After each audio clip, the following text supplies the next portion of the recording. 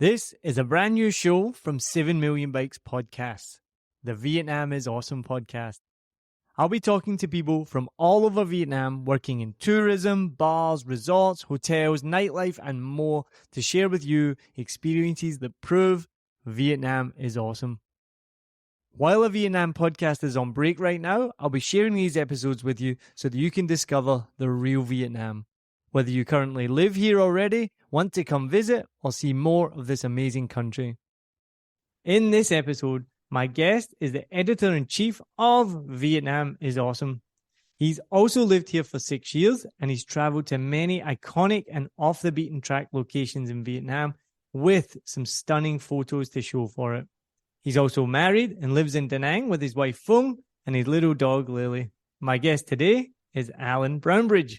Follow the Vietnam is Awesome Facebook page for curated updates from our team and travelers to Vietnam to make the most of your time here. And check out their website, vietnamisawesome.com, to discover more awesome experiences. Thanks for listening and enjoy the show.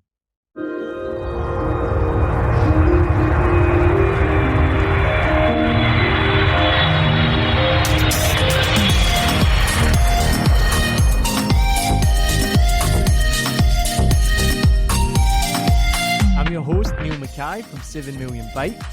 We produce and host podcasts worldwide, including this one, and host events in Saigon.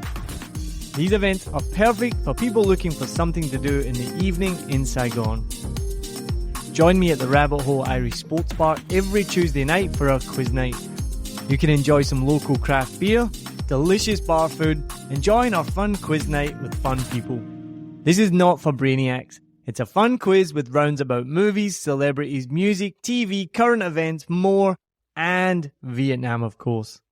There's amazing prizes to be won, including a bar voucher, beer tower, and a free ticket to our comedy show every Thursday night. So if you are here on Thursday, then join me at Eddie's New York Deli and Diner in District 1, just minutes from Saigon Center. They serve authentically American cuisine in their original 1950s style diner. Perfect for those American tourists missing some home comfort food or anyone who loves burgers, burritos, beer, and more. We'll be there every Thursday for the Tourist Trap stand-up comedy show. Learn and laugh about life in Vietnam with Saigon's funniest comedians. The link is in the show notes to let us know you're coming. I look forward to seeing you there. I'll be the tall, skinny Scottish guy talking into the microphone. Come and say hello and let me know how your trip's going. I hope you enjoy this podcast and it proves that Vietnam is awesome. Cheers.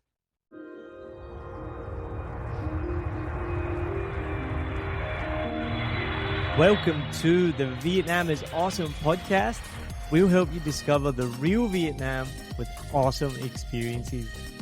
I'm Neil Mackay, your host, and I've lived in Vietnam since 2016.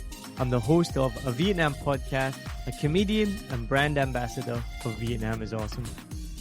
I came to Vietnam for a 2-week vacation in 2015 and was immediately taken by the beauty, friendliness, energy, and even the quirks of Vietnam. I came back in 2016 with my wife for 6 weeks, and more than 6 years later, we're still here.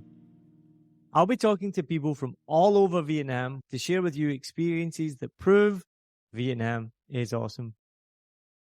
In this episode, my guest has studied various religions in India and Istanbul, practices and teaches hatha yoga and meditation and Tai Chi, and facilitates Zen Tango workshops that turn tango dance into meditation. Now, he is a filmmaker originally from El Paso, Texas, but after spending the last 22 years in Italy, he is now making a film series in Hanoi, where he has been since September 2022, and believes it is on the cusp of being the legendary Paris of the 1930s. He was recently recognized as the top poster on the Vietnam is Awesome Facebook page for sharing so many amazing insights into Hanoi. My guest today is Oscar Wright. Thank you very much for joining us today, Oscar. Well, it's a pleasure and an honor. Thanks you. And today we're going to be talking about why you are so enthusiastic about Hanoi, which we can see on your Facebook post. You're going to share with us some of the stereotypes of Vietnam and Vietnamese people, and you're going to tell us if they're true or not. And then I'm really excited to find out what your film series is about. Awesome. So tell me then, you've been in Italy for 22 years. Why Vietnam? Well, I was in Italy. I was in a session of yoga and meditation, and I had this vision that I should move to China. And so I started studying Chinese language, culture, and history, which I love. Since China was closed, I decided to come to Hanoi to wait. But having lived now in Hanoi for 5 months, I'm stunned at this place, at above all the friendliness and generosity of people here. How have you settled into Hanoi? Well, that I think that's the story and the magic of Hanoi, isn't it? That people come here for a variety of reasons, and then they are seduced and bewitched by the friendliness and generosity of people, which is really, really, I think, unique in the world. I mean, I've lived in a number of countries, and I've traveled a little bit around all over the place. Never have I found people so friendly and generous as they are in Hanoi. It makes me so happy to hear that. And it's interesting that you say that, because it was only yesterday I actually reminded myself, I think I just got a smile from one of the security guards, or somebody said something, just somebody gave me a nice look. And I reminded myself, and I was like, people here are so friendly. And I think it's a dangerous cliche that people make. I always feel this about Southeast Asia especially, and I heard this a lot about, Thailand markets itself as I think it's the country of 1,000 smiles, and I feel it's almost like kind of a bit patronizing when you hear people be like, oh, I went to anywhere in Southeast Asia, Thailand, Vietnam. Oh, the people are so friendly, they're so nice. And I feel it does have this kind of patronizing tone to it. But then when you come to Vietnam, the people genuinely, and I just forget because I've been here for so long. That's the point I'm trying to make. I forget about how nice the people are and how friendly they are because I've been here for so long. And there was just something small yesterday just reminded me the people here are really friendly and really nice. So to try and break down that cliche, why do you specifically think then that the Vietnamese people in particular, you have someone that's lived all over the world, why do you think they are so friendly and so generous, as you mentioned? I think it has a lot to do. I think having studied Chinese history and culture, I think you realize that to understand these countries, and it works as a model for understanding Vietnam, is the Confucian code of values. And that I think of all the possible concepts and models and ways of trying to understand, perhaps that is the best. The Confucian code of values is where you start to explain this phenomenon, you see. Well, I'm really interested to hear more about that. So can you explain then exactly what you mean by that? Well, let's see. In Confucianism, there is a hierarchy of positions in the world. There is a great sense of respect and honor for each hierarchy. There is a sense of duty and responsibility, and there is a sense that your ancestors are still alive and that they're watching out for you and taking care of you. And that is one of the duties you have, is to always try to take care of your ancestors, you see, who are deceased and long gone.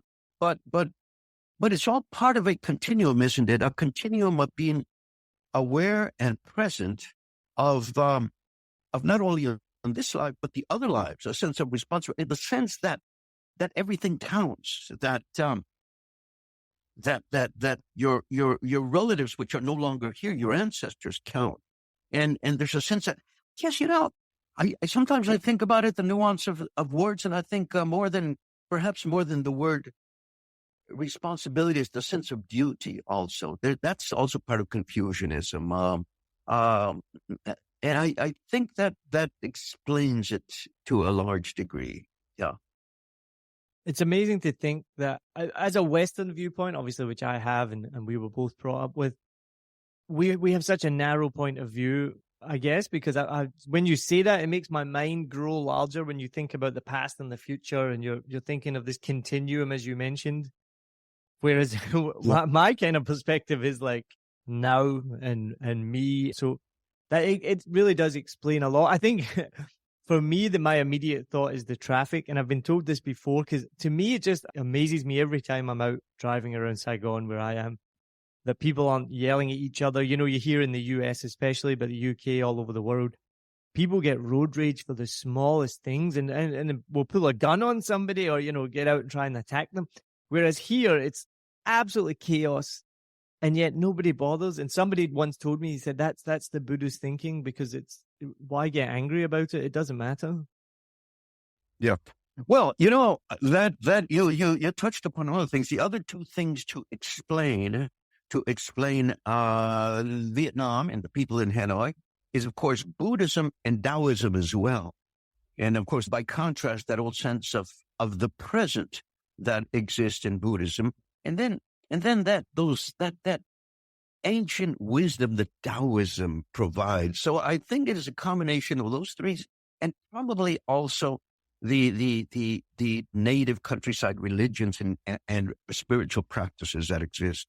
So what were your expectations then before you came to Vietnam? You obviously thought you were going to be here. You sound like nearly every single expat that I know here, myself included. They came to Vietnam for a short time. You came before you went to China. I came for 6 weeks, and suddenly, before you know it, you're 10 years later and you've made a life here. So what were your expectations, though, before you got here?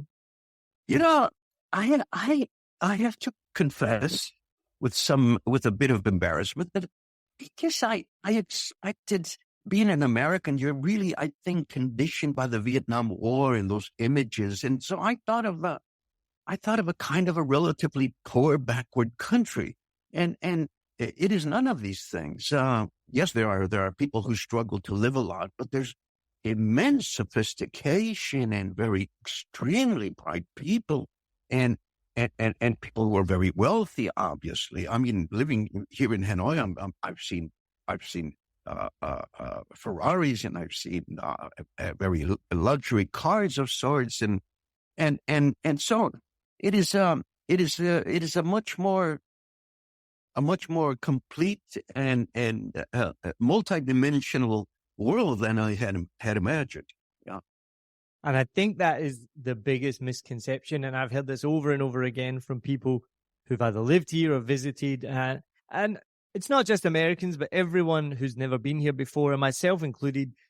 When you hear the word Vietnam or you hear the country Vietnam, your first thought goes to the Vietnam War and how horrific that was. And obviously that's a massive part of history, and we all know about it.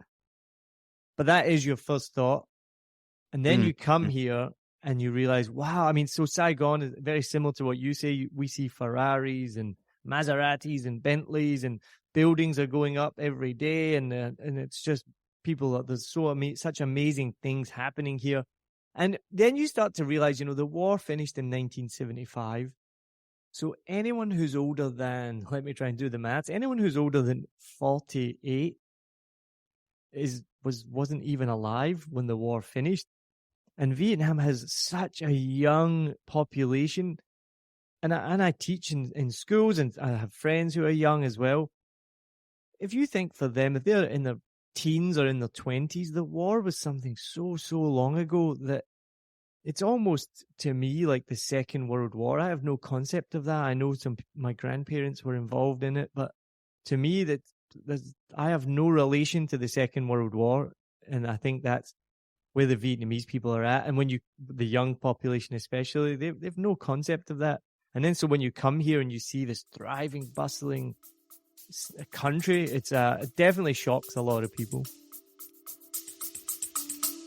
We'll be right back. Join pilot and adventurer Fernando Pino as he takes you on journeys to discover exciting destinations across the UK and Europe. You'll fly with him to hidden gems and experience local culture, from bustling streets to serene hideaways and the best places to eat, sleep, and play. Travel Plans is more than a podcast. It's your ticket to exploring the world and its history with a friend. In this episode, we are flying to discover a beachside paradise perfect for the whole family. Discover golden sands, activities galore, and even free childcare so you get your own break too. Why am I still here?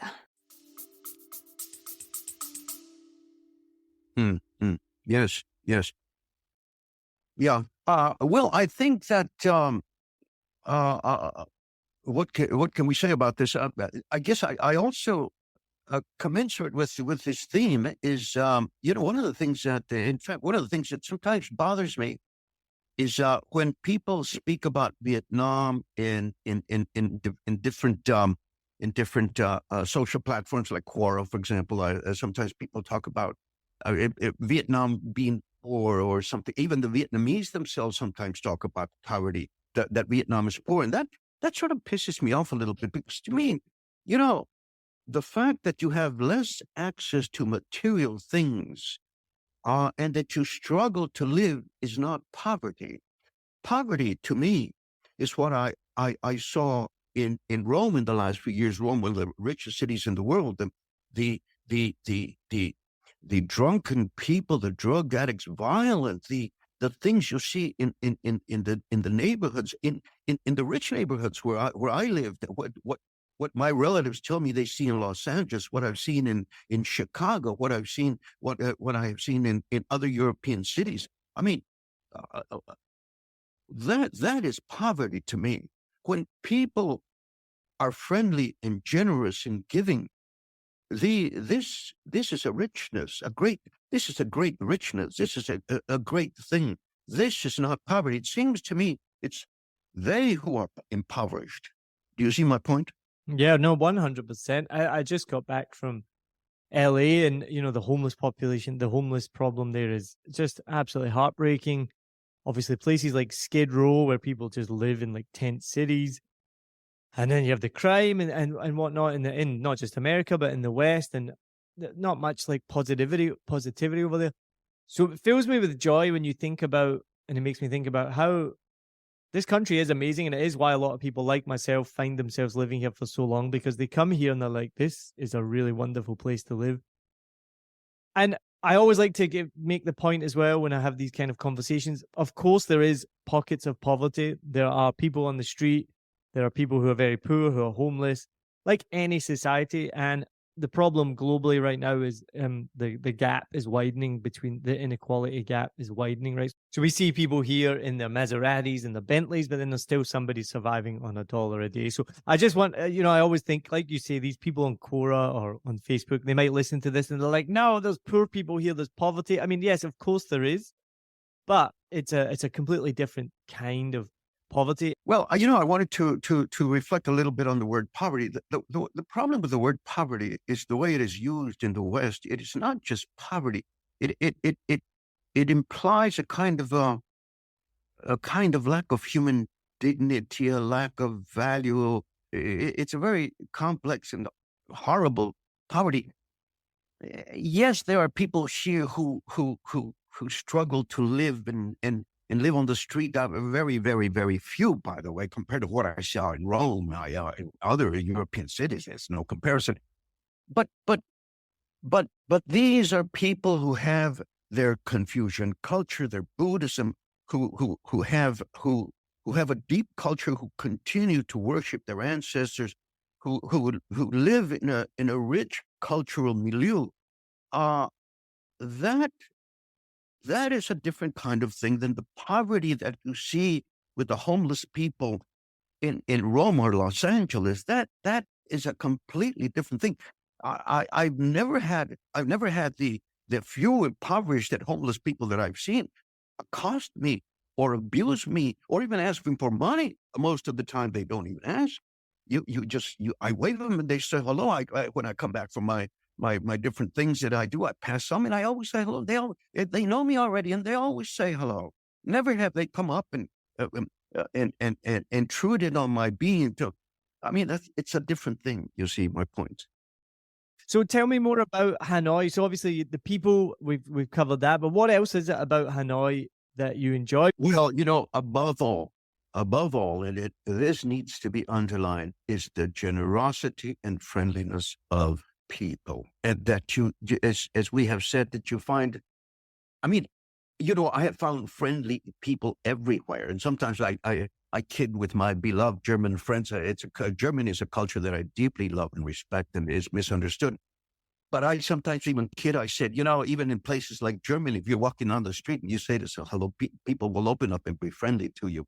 So you find friendly people everywhere, but the kind of friendliness and generosity that you find here is astounding. It's beyond belief. And I think that is that one quality above all that gives it that special quality of life here. I think that people, it is more difficult to feel alone here, even for people who are not outgoing. I think that if you're the shyest, loneliest person in the world, and you're here and you just walk down, and if you inadvertently look and stare into somebody's face, they're going to say hello to you, and they're going to smile at you. And if you are a little bit more courageous, and you might stop, hell, they'll invite you for tea and even lunch, right? And so, I think that is the number one quality. But I had an insight, as it were, being a student of history, and one of the most interesting periods of history was the legendary period of Paris of the 1930s, with its creative culture, with its philosophers and Hemingway and the writers, and it was a vibrant, dynamic period of human history. And so, walking around, being an observer of things and people, I noticed, it occurred to me, what if Hanoi is on the cusp of being the legendary Paris of the 1930s? And I think there's a case to be made that is, in fact, the case. For one thing, it's a very, very dynamic coffee bar culture, where many young people go in. I talk to many of them. These young people are immensely well educated. They speak English well. They're dynamic and energetic. But you often find, I found many artists here. I have had philosophical conversations with people on deep philosophical conversations in coffee bars. I have noticed there's a very active a music scene here with groups, and so that gives me, and that combination of a society and culture that is on the cusp of great economic development, with the combination of these artists and philosophers, with the combination of this unique Confucian culture. It occurred to me, what if we are on the cusp of developing a legendary Paris of the 1930s? There is a case to be made. I think that's a great sentiment, and I definitely think it's very, very possible. And I see so many similarities here in Saigon as well. It's more business here in Saigon as well. I think it applies almost to all of Vietnam. And I've had this discussion before with some first generation Vietnamese in America. And I think, just to quickly go back to the war, but just to move on from that, because Vietnam was obviously set back by the Vietnam War, right? So that's not in doubt. And it put it back so far. Then Bill Clinton normalized relations in the 90s. And since then, this economy's booming. More people are speaking English. People migrated across the world for either as Vietnamese boat people, for economic reasons, for education. And so now that I think what we're seeing is not just here in Vietnam, but around the world, you're starting to see this boom of the Vietnamese diaspora, whether it's in design, whether it's in movies, music, art. You're starting to see this across the whole world, and people then coming back to Vietnam as well, which is really exciting. So I think that's completely plausible. We're about to see, and I've had this discussion before, whether it's here in Saigon, Hanoi, or around the world, we're about to see, I think we're already seeing it, an explosion in Vietnamese influence in a really positive way around the whole world. And I want to just pick up on one thing you said as well, which just made me so happy as well. When you talked about not being able to be alone here, it's something that I love about Saigon and Vietnam, is that life is on the street. When we went to Taiwan, you're on the street. There's nobody. You don't see anybody. In most countries, right, everybody's inside because it's maybe cold, is probably one of the valid reasons. Whereas here it's warm. Maybe Hanoi gets cold in the winter, obviously. Saigon is warm all year round. And I never thought about that. But yeah, even if you're by yourself, it's quite hard to be alone because wherever you go, there are people, and just being, even if you don't talk to them, even if it's just sharing a smile walking down the street, that can definitely take away that loneliness. So something I love about Vietnam is that everything's on the street, everything's outside, the energy, and I never thought about it in that sense, and that's just a really beautiful way to put it. Well, there are people who have, with much ferocity, objected to my idea that we are on the cusp of a legendary Paris of the 1930s, and I remind them that the legendaryism, as it were, of Paris of the 1930s was only recognized decades later, because when Paris in the 1930s was chaotic and dirty and rubbish and traffic and all of these things that people sometimes object about.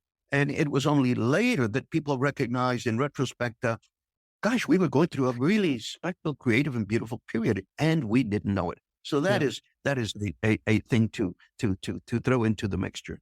That's a great point, because even in my short-ish lifetime, you don't realize what you're living through until afterwards, you know, and that goes through so many time periods. So yeah, 100%. It won't be until the future when we look back and go, oh, the 2020s or the 2010s were an amazing time to be in Hanoi, and you start to put all these things together.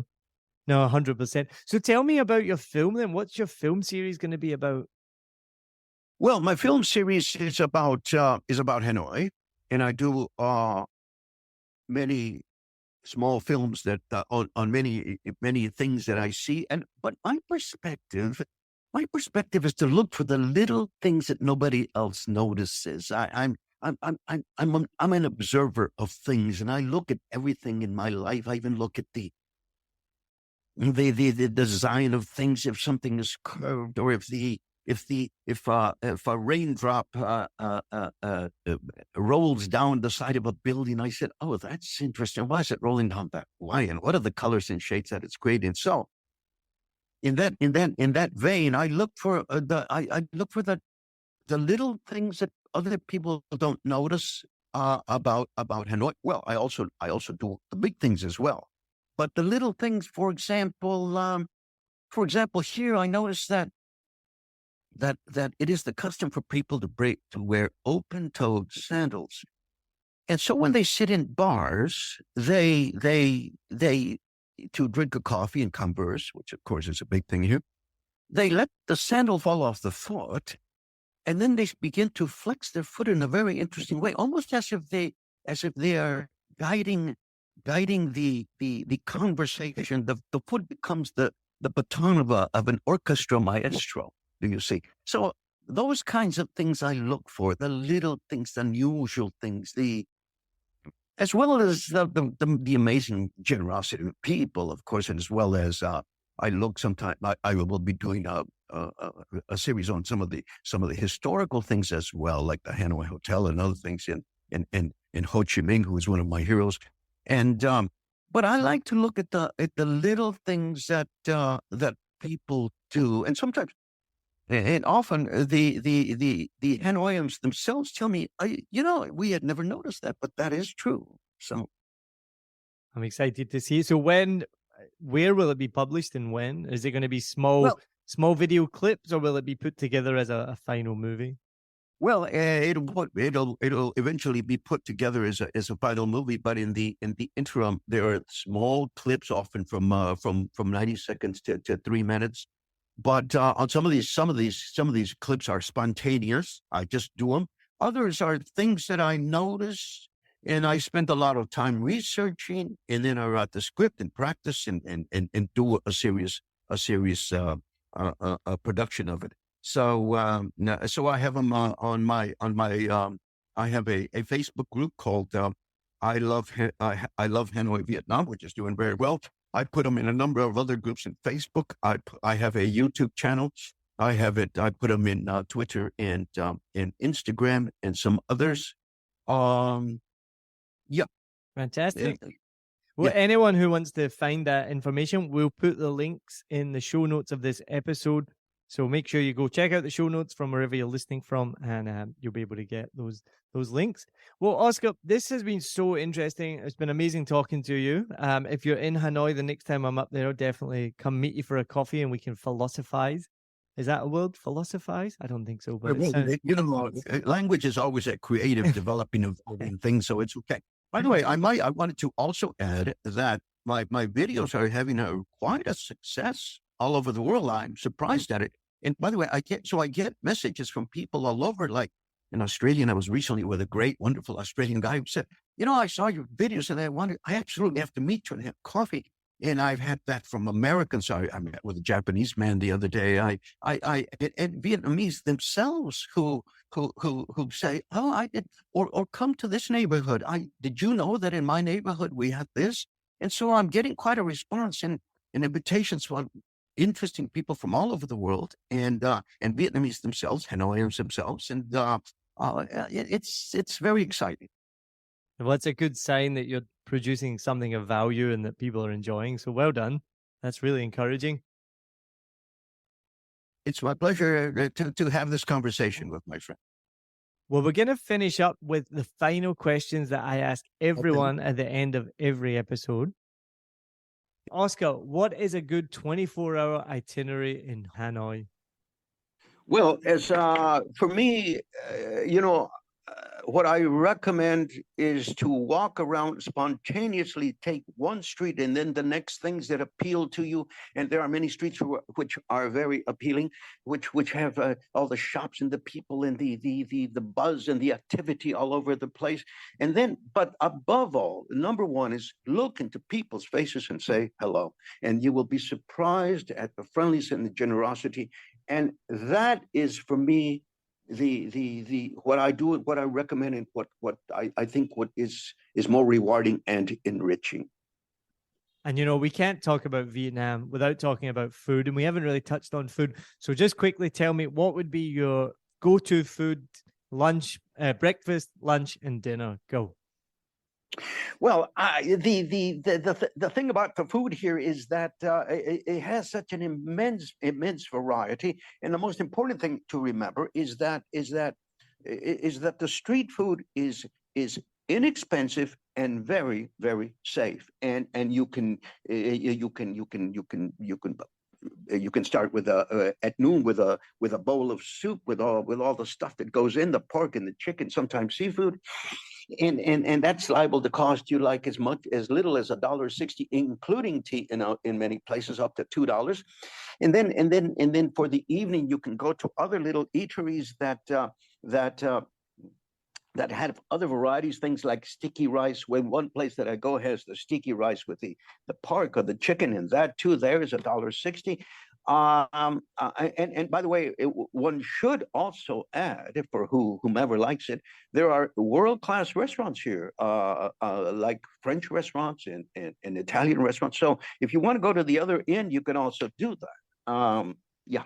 It's something that is just booming in Saigon, and it's interesting to know, is it the same in Hanoi? And the restaurants, not just cuisines like Italian and all of these, just like modern either takes on Vietnamese food, or just really the restaurant scene here in Saigon is going absolutely crazy with some absolutely unbelievable food. Is it similar in Hanoi as well? Yes, absolutely. Great variety of food from all over. It's like a foodie haven here now. So it's interesting because, again, talking earlier about stereotypes of Vietnam, the stereotype is the soup and the delicious food, and that's without doubt the food is incredible. But it's something I see in Saigon that it's now a foodie heaven here. So, but not in the traditional sense of you're going to go and get a bowl of pho on the street for $1. You're going to go to like a really nice restaurant and still spend an inexpensive meal compared to what you would spend in the West, but it's going to be really, really good. So yeah, that's a really good point. And my next question is, now I already know the answer to this, but maybe tell us exactly why. Is Hanoi a good place to live, and why? Well, I think that the ultimate reason for the good life in Hanoi is a complexity of psychological dynamics. When we feel happy or joy, It is the genesis of a number of psychological dynamics inside of us. It is that whole combination of things. We above all, the generosity and friendliness of people. That's number one. But it's also the great variety and the access in Hanoi. There's a great bus service. You go into the buses and they go all over the place. And there's always not only the driver but an assistant who sells you the ticket and gives you change. The assistants are very friendly and very helpful. I've had experiences. I've had the passengers themselves will help you a lot, and so it's the great variety of things to see and to do. There's a lot of there are art museums that are free. There is live music. There is as I said, we are on the cusp of becoming the legendary Paris of the 1930s. Let's see. I think in 10, 20 years, we'll find out, right? Like we said. And last question. I know you love Hanoi so much, but can you give any advice to anyone visiting Hanoi? Where should they go next in Vietnam? Yeah. Well, that I cannot help with because I've never really been outside of Hanoi. I have heard that Da Nang I have heard over and over that Da Nang has a great quality of life. I'm not a consumer of tourism per se. I'm not the kind of person who goes all over a lot of places and sees a lot of things. I prefer to go to one place and know things really, really well. At one place, when I lived in Italy, I first got there. It was my dream to live in Florence, and I was living in Florence, Italy. And people would say to me, "Well, why don't you take the train? It's only to go to Venice. It's only an hour and a half away, or go to Rome." And I said, "No. My goal is to know Florence, and if I never leave Florence, that's okay with me." Now, eventually, I ended up going to. In fact, I went all over Italy and did documentaries, even in southern Italy, which is fascinating. But there are I am particularly attracted to the small villages outside of Hanoi. There are many with great traditions in histories and customs, and I would go to those myself. I think that's a great piece of advice. And I think that's something that we want to encourage here on Vietnam is Awesome, is to go off the beaten track or find something that's maybe not an obvious tourist destination. And so if you can get on a bus and go out of Hanoi, and like we've mentioned it so many times, you could get off anywhere, obviously not even speak the language, and you will be met with friendly people. They'll invite you into the tea shop or the coffee shop, and you'll have an absolutely wonderful time. So I think that's actually really, really valuable. Get on a bus, get out of Hanoi, go find a local village, and just go and have a cup of coffee somewhere, and you'll have some wonderful experiences. Neil, I like the way you described it. That should be a slogan. Get on the bus, go to a village, have a cup of coffee. There you go, done. Well, Oscar, thank you so much. I've really, really enjoyed this, and I'm sure our listeners have as well. It's been wonderful to talk to you. As I mentioned, if anyone wants to watch your videos, go and check out the show notes. We'll put all the links in there. Make sure you go to the Vietnam is Awesome Facebook group. That's where Oscar posts a lot of his videos, and you see there, as I mentioned right in the beginning, he won the Contributor of the Month and got a t-shirt from Vietnam is Awesome. So if you contribute, you can win a t-shirt as well. We're really trying to build a community there. People come on asking for advice anywhere from where can I exchange money to where should I go in Hanoi, what village should I go visit in Hanoi, or they just share their videos or photographs of Vietnam. And because we all know that Vietnam is awesome, so go make sure you check out those pages. If you are enjoying this podcast, then you know what to do. It's such a cliche, but go hit the subscribe or the follow or whatever it is you need to do from whatever app you're listening to, so you can get notifications for future episodes and keep listening. Every episode, we're going to be interviewing someone from somewhere different in Vietnam and talking about life there. So we hope you're enjoying it as much as us. And then if you want to book a tour to go out and explore Vietnam, then make sure you go to the Vietnam is Awesome website, which is just vietnamisawesome.com. You'll find a whole bunch of tours and trips there that you can book, and so you can go out and explore, and also including my comedy show. So I am also a comedian, if you didn't know that. I did say that in the beginning very briefly. I'm a comedian, and we do a comedy show here in Saigon every Thursday called the Tourist Trap Comedy Show. And we want to get tourists who are in Saigon just for the night or for a few days and come out. We did it last night. We had an amazing crowd in with people from all over the world, which is always fun. And we talk about what it's like to live in Vietnam and life in Vietnam and try and see the funny side of it. So if you are in Saigon on a Thursday night, go on the Vietnam is Awesome website and you can book your tickets for that show. So, Oscar, thank you very much again. It's been an absolute pleasure talking to you. Well, may I add one other thing, Neil? I really am a people person. I love meeting with people, and people from all over the world are contacting me now to have coffee and lunch because they want to know about Hanoi. And so if anybody needs help, that is my priority. I love to meet people, and if you need help, call me, write me, invite me for a cup of coffee, and I'll see what I can do. Amazing. I love it. That's what it's all about, community. Get in touch with Oscar. And Oscar, next time I'm in Hanoi, if you're still there, I would definitely give you a shout. So thanks very much. Awesome. Cheers. Awesome. Thanks. Thank you.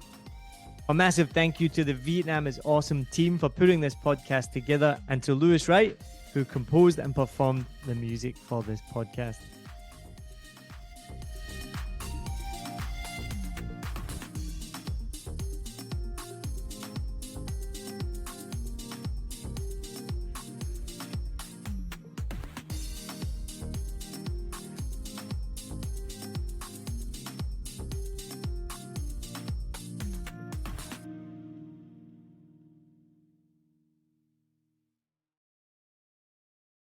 I hope you enjoyed this episode. If you're like me, you may use your laptop at places where you have to use public Wi-Fi. This opens you up to digital snoopers. It's a massive problem.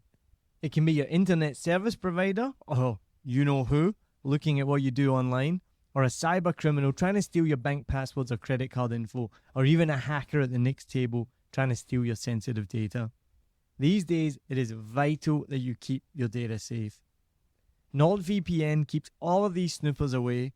It makes your internet activity private, protects you from accessing dangerous websites that are phishing for your data, and lets you enjoy your favorite content securely, even while away from home.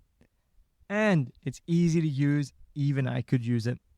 I've actually been using NordVPN for years now here in Vietnam, and I'm excited to be an affiliate partner with them.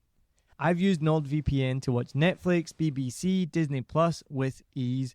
And I also know that my information and data are safe from prying eyes, whoever they may be. Join now and you'll get 68% off and 3 months free when you go to my link, nordvpn.com/SMB. Just again, for those hard of hearing, nordvpn.com/SMB. The link is also in the show notes. I know nobody checks them out, but go check that out and you can get the link from wherever you are listening to this podcast. As an affiliate partner, it also means that I will get a small commission when you sign up, but at no extra cost to you. So not only will you be getting a great deal through 7 Million Bikes, you get a great VPN and you'll be supporting 7 Million Bikes podcast. Stay safe online and enjoy the shows you love. Any questions, just let me know. You know how to get in touch with me. And thanks for listening to this show. Cheers.